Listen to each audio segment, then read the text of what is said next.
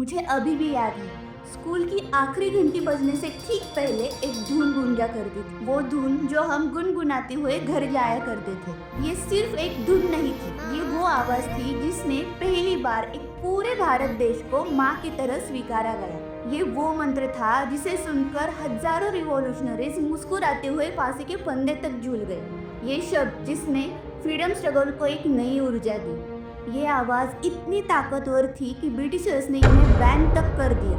और इस शब्द की पवित्रता ऐसी थी कि ये भारत के पहले झंडे पर भी झलक उठे। इस साल हम भारतवासी इसी गीत के 150 साल पूरे कर रहे हैं।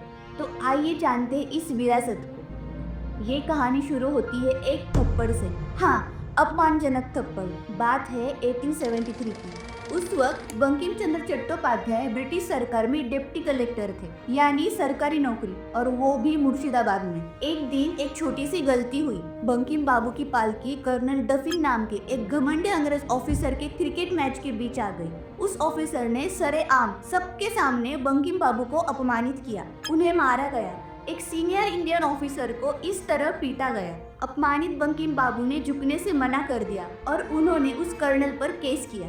दोस्तों, ये इतिहास में पहली बार था जब एक भारतीय ने अदालत में ब्रिटिश ऑफिसर को हरा दिया था। कर्नल डफिन को पब्लिकली माफी मांगनी पड़ी थी। इस बड़ी जीत के बाद बंकिम बाबू लीव लेकर लाल गोला पैलेस चले गए और वहीं पर उनके अंदर का अपमान और आध्यात्मिक विचार एक हो गए। It was the insult of 1873 that finally gave birth to the ultimate rebel song. उन्होंने अपनी कलम उठाई और उस गीत की रचना की जिसने जमीन को माँ बना दिया, वंदे मातरम। ये गीत पहले तो 1875 में बंग दर्शन मैगजीन में छापा गया, पर 1882 में जब ये गीत उनके फेमस नॉवेल आनंद मठ में आया तो ये गीत क्रांति की आग बन गया। लाखों भारतवासी जो अपनी आजादी चाहते थे, इस गीत से उन्हें अपनी आवाज मिल गई। वंदे मातरम का सिंपल मतलब है, मैं माँ के सामने नतमस्तक हूँ। सुजलाम सुफलाम मलयज शीतला शस्य श्यामलम मातरम। इसका मतलब पानी से भरी, फलों से लदी, ठंडी हवा वाली, हरे भरे खेतों वाली माँ।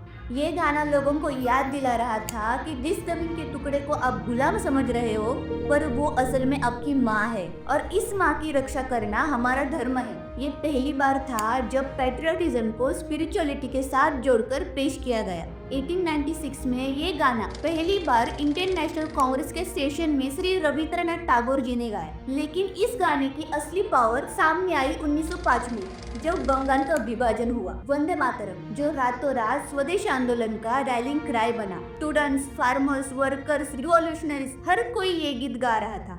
ब्रिटिशर्स डर गए। उन्हें एहसास हुआ कि इस गाने में सेपरेशन नहीं बल्कि यूनिफिकेशन की ताकत है। इसलिए उन्होंने पब्लिक प्लेसेस पर इस गाने को बैन कर दिया गया। मगर जितना बैन हुआ उतना ही ये गीत फेमस होता चला गया। खुदीराम बोस ये गीत गाते हुए फांसी के फंदे पर झूल गए। 1905 में उर्दू लैंग्वेज में लाला लजपत राय जी ने वंदे मातरम नाम से एक जर्नल पब्लिश किया। इसी बंगाल पार्टीशन के दौरान भारत का पहला फ्लैग डिजाइन किया गया और उस पर लिखा गया वंदे मातरम। ये सिर्फ शब्द नहीं थे, ये आजादी का मंत्र बन चुका था। आखिर में आजादी के बाद एक बड़ा सवाल सामने आया, नेशनल एंथम कौन सा होगा। 1950 में राजेंद्र प्रसाद ने फाइनल डिसीजन लिया। उन्होंने कहा कि जन गण मन हमारा नेशनल एंथम होगा और वंदे मातरम को नेशनल सॉन्ग यानी राष्ट्रीय गीत का दर्जा दिया जाएगा। क्यों?